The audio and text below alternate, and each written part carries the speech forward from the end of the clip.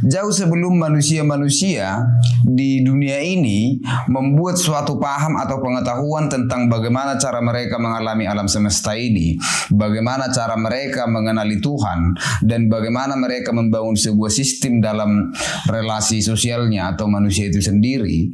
Di kawasan Nusantara ini ada sebuah peradaban namanya Batak tuh. Mereka sudah mampu membangun sebuah tatanan sosial, sistem konsep ketuhanan mereka, dan dari mana keberadaan mereka namanya Batak. Nah, apakah itu layak kita banggakan? Sangat layak dibanggakan tuh. Nah, itulah namanya sebuah produk pikiran daripada kebanggaan kita sendiri. Ada semacam kebanggaan tersendiri bagi saya sendiri, bagaimana ketika orang Yunani sudah membentuk sebuah mitologi, India dengan mitologinya, kemudian Mesir dengan mitologinya, baik itu dengan Semitik dengan mitologinya.